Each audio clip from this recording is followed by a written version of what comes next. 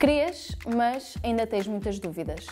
Há questões para ti que continuam a ser um verdadeiro mistério ou não fazem sentido nenhum.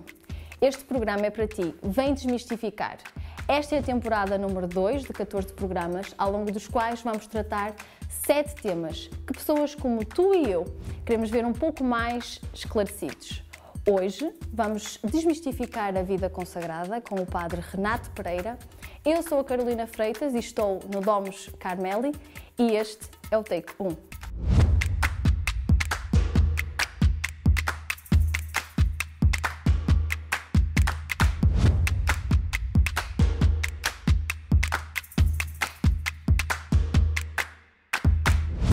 Estamos aqui na Domus Carmeli e vamos hoje desmistificar a vida consagrada no ramo masculino. Temos connosco o padre Renato Pereira, eu sou a Carolina Freitas e padre Renato, bem-vindo. Obrigado, Carolina. E quem é o padre Renato? Então, eu sou o Renato, tenho 30 anos, nasci na Ilha Terceira, nos Açores, e desde os 18 anos que vivo na Ordem dos Carmelitas Descalços. Há um ano atrás fui ordenado sacerdote e atualmente vivo na comunidade de Fátima, onde estamos, e tenho várias responsabilidades dentro da minha família religiosa. Então, mas nós ouvimos sempre falar da vida consagrada, mas associamos sempre às freiras, às irmãs, à vida consagrada masculina. Claro que há, por isso é que eu estou aqui, não é? Sim, também para os homens há esta possibilidade de entregar alegremente toda a vida a Cristo. Nós conhecemos, assim, pelo primeiro impacto, se calhar uma forma de vida consagrada, de entregar a vida a Cristo, que são os sacerdotes diocesanos. Aqueles que estão nas paróquias. Exatamente. Mas há outra maneira também de entregar a vida a Cristo, que é na chamada vida religiosa, na vida consagrada.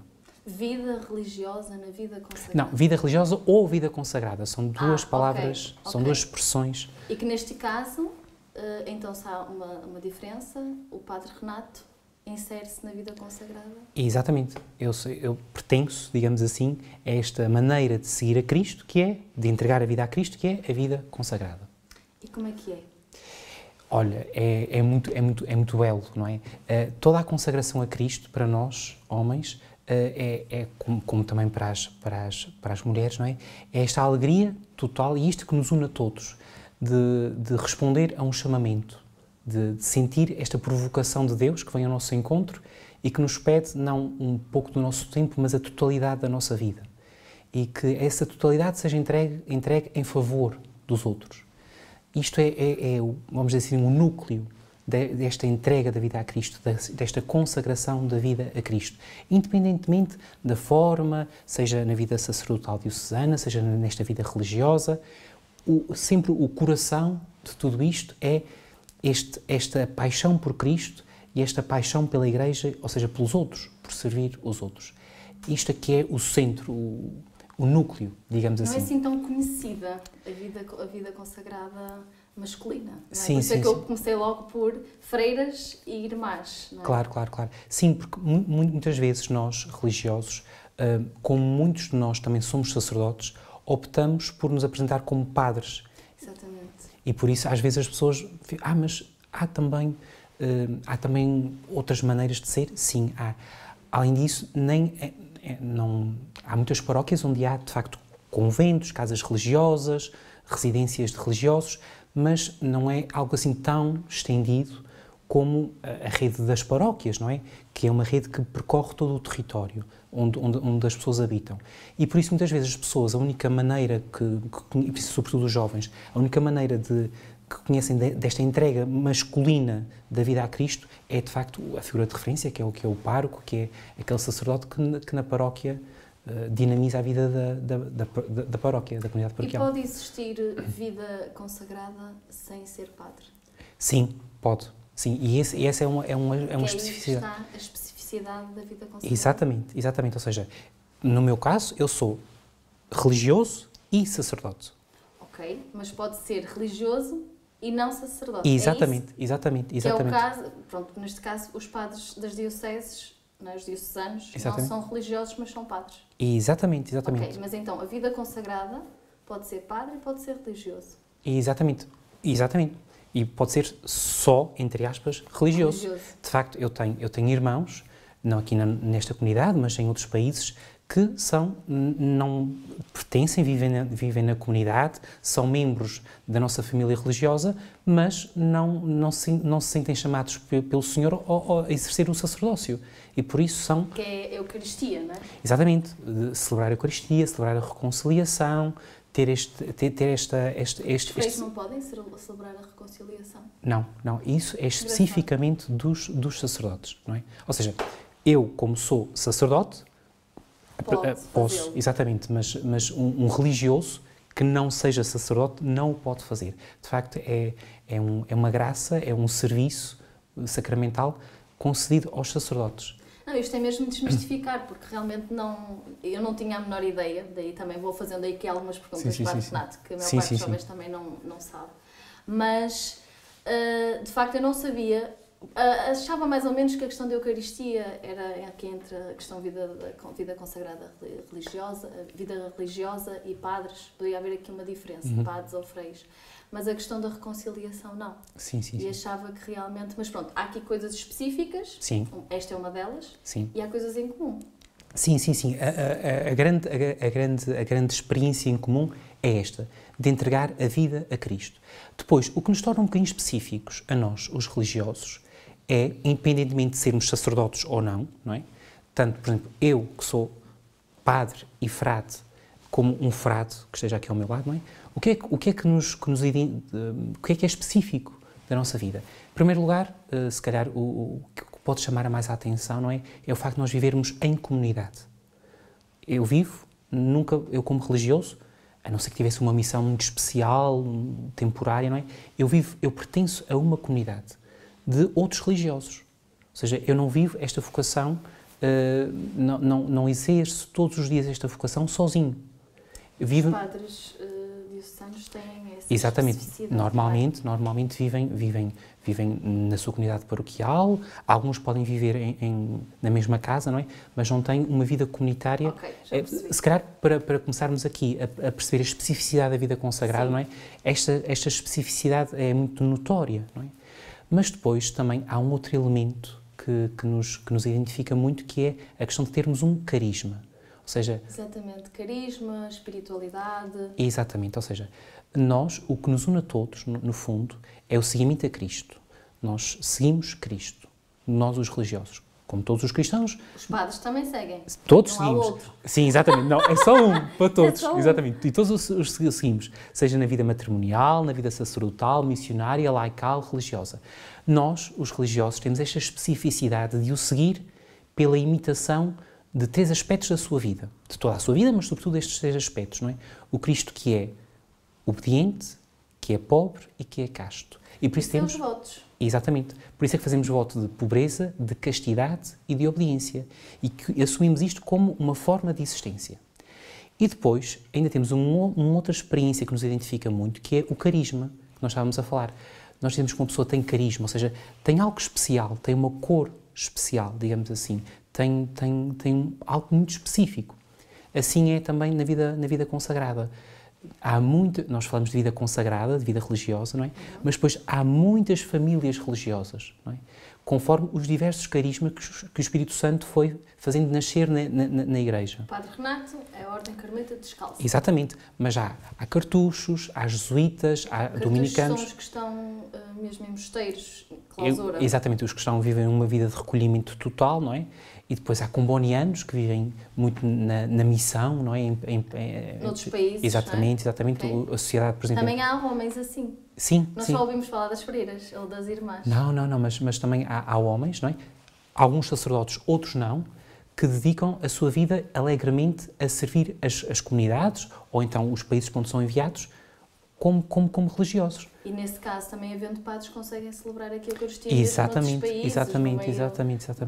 Situações muito frágeis. Exatamente, por exemplo, temos um exemplo muito concreto de religiosos não sacerdotes, são os irmãos de São João de Deus, por exemplo, que se dedicam a esta área tão bela dos cuidados de saúde, não é?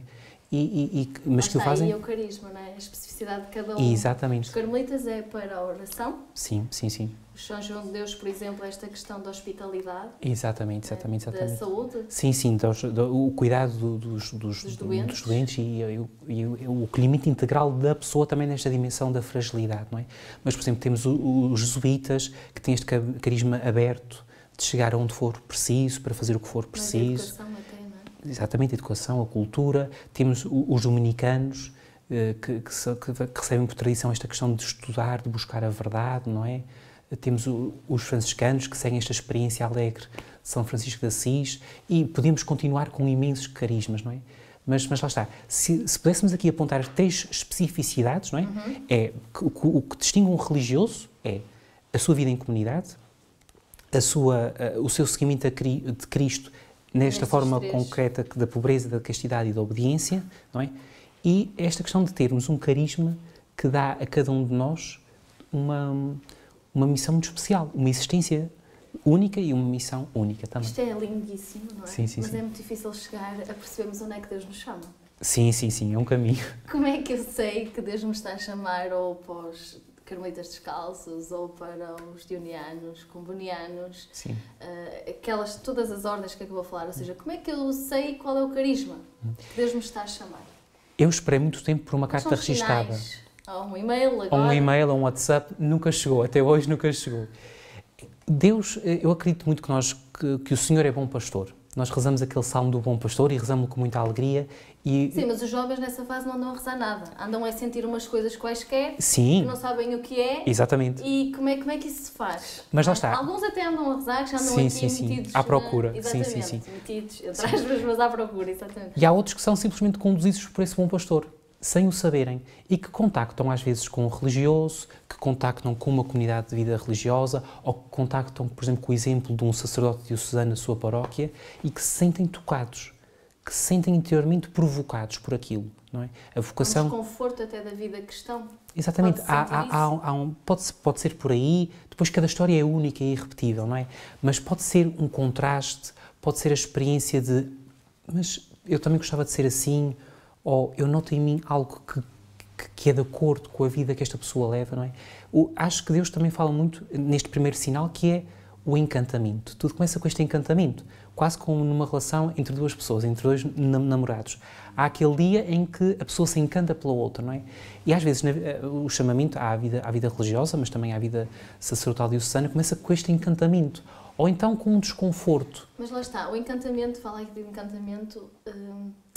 É bom, lá está, quando há um namoro, nós temos a reação e o feedback da outra parte. Como é que nós vamos ter o feedback também nesta questão de discernimento vocacional, não é? Procurando alguém que possa dar esse feedback. Por isso é que é tão importante, e o Papa Francisco tem falado disso insistentemente, o acompanhamento. Ou seja, procurar alguém logo. Exatamente. Esse é o passo essencial, não é? Porque a pessoa... Nós jovens achamos sempre que sabemos tudo e que estamos a perceber para onde é que nós estamos a ir e o que é que queremos realmente. Pronto, nós temos aqui alguma ideia de autonomia e de independência, mas realmente nesta fase em que começamos a ter estes sinais, é preciso alguém para nos ajudar a ler. Sim, e isso não é em nada beliscar nem a nossa liberdade, nem a nossa autonomia. É dar condições para que sejamos plenamente livres, não é? A liberdade não é poder fazer isto ou aquilo, é poder entregar a vida, não é? E por isso é preciso este acompanhamento onde vamos percebendo, muito bem, olha, eu sinto-me chamado, sinto-me provocado por isto, mas o que é que isto quer dizer? Começar a dar nome às coisas, começar a perceber... Há sinais diferentes para diocesano ou para religioso? Sim, por exemplo, uma pessoa que não se sinta minimamente chamada, porque existe, a viver esta consagração a Cristo numa comunidade de iguais, com pessoas, exatamente, se calhar à partida não estará a ser chamado para a vida religiosa. Aqui a questão da vida em comunidade é um critério, por exemplo, muito clarinho, não é?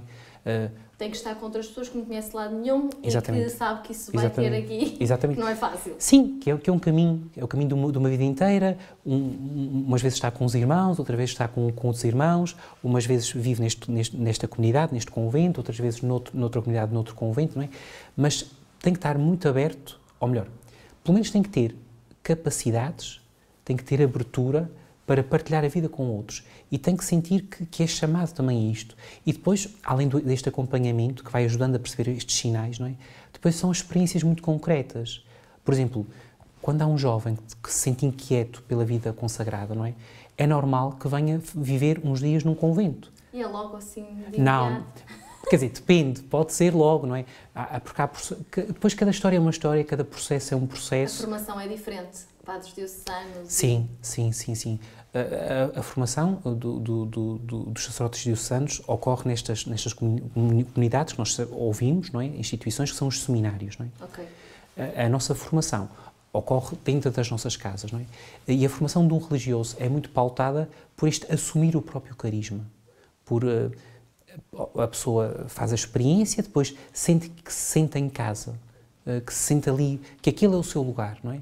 Mas depois é preciso ir assumindo esta experiência. E há aqui um ano paradigmático para isto, que é o noviciado, que é um ano onde nós mergulhamos profundamente nesta identidade e ao final do qual fazemos os nossos votos, os tais votos de pobreza, castidade e obediência. Ao fim de um ano de noviciado é que há esses votos? Sim, mas este ano do noviciado é precedido por outras etapas anteriores. Pois. Normalmente são o aspirantado, o postulantado, aqui o tempo varia, mas pode ser entre os 6 meses e os 2 anos, não é? Ou seja, é todo um caminho muito gradual em que a pessoa, pouco a pouco, vai saindo deste registro de uma vida em família para entrar numa vida em comunidade, que é uma família, mas é uma família de outra maneira. Igual. Mas isso também é assim, a formação é mesmo muito diferente então nos diocesanos?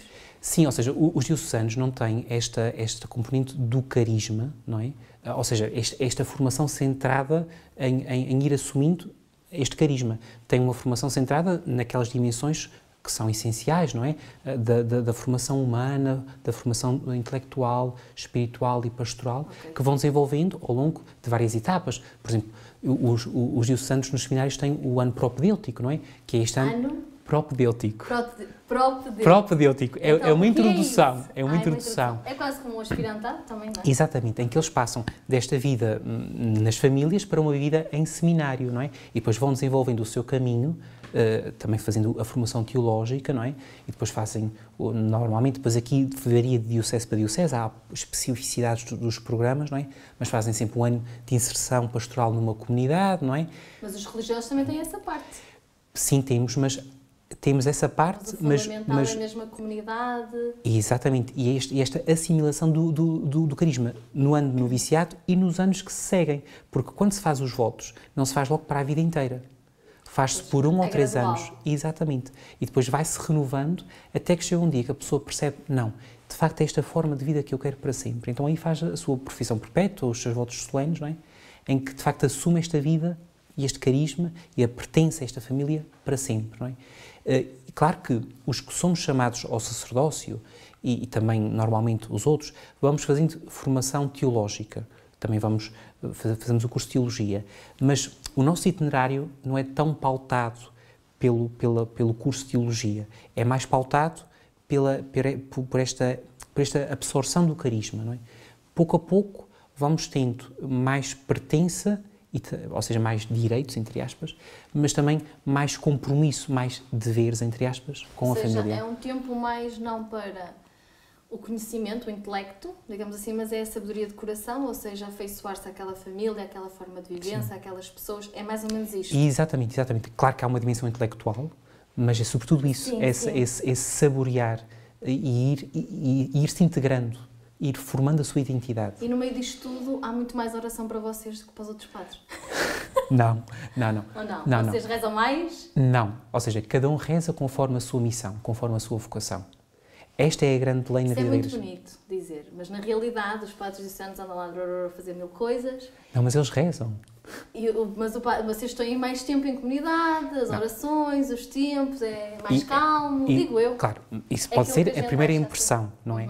Mas os sacerdotes diocesanos têm uma vida de oração, às vezes muito escondida, não é? Não é de se calhar tão visível como a nossa, mas tem uma vida de oração. Aliás, nenhuma vocação, nem a vocação matrimonial, nem a vocação laical, se sustenta sem uma vida de oração.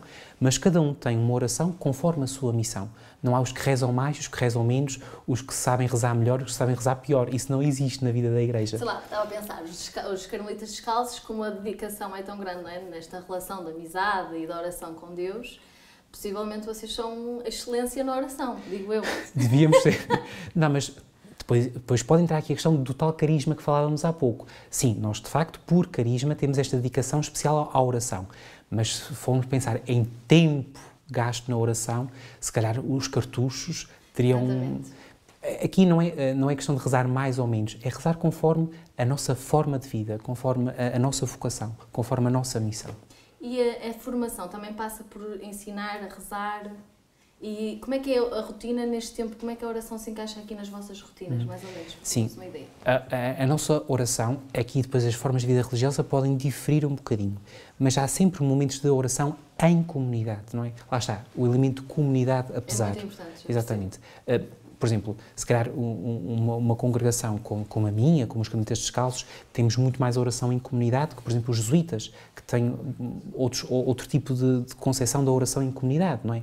Mas todos rezamos em comunidade, não é? Mas a oração pauta-se sempre por isto, por rezar esta oração oficial da Igreja, por fazer nossa, assumir como nossa, que os sacerdotes diocesanos também rezam, que é a liturgia das horas, não é?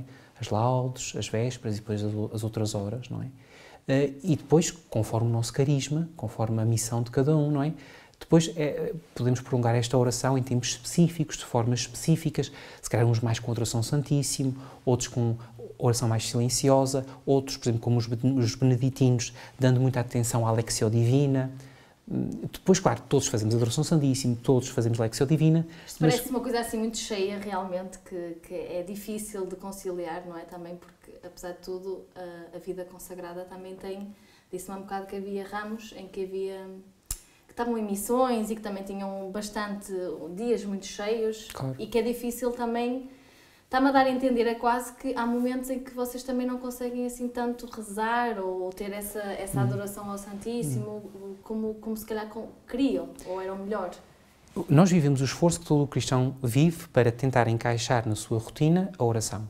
E se nós nos descuidamos, também isso pode acontecer. Claro que nós religiosos temos sempre este amparo da comunidade, não é? Que nos chama para rezar. E isso é muito bom, não é? Mas nós não nos podemos valer só disso, também temos que nos empenhar, como, por exemplo, na vida de um sacerdote diocesano, ele disciplina-se para ter os seus momentos de oração. Isso, Exatamente, o tempo de formação, tanto na vida sacerdotal diocesana como na vida religiosa, é para percebermos o valor central da oração e para depois a assumirmos na nossa vida. Aliás, a grande formação dá-se na oração. Ok. Pronto, isto parece-me assim bem mais complicado do que aquilo que temos estado a falar e parece-me que nós vamos ter que continuar a desmistificar isto. Talvez vamos para um take 2, Padre Renato. Muito bem. E esta questão da oração também depois ficarmos para continuar a desmistificar um pouco mais, aqui deixar mergulhar e quem sabe para a semana vamos nos encontrar novamente para um take 2 deste Desmistificar a Vida Consagrada com o Padre Renato e comigo. Até lá!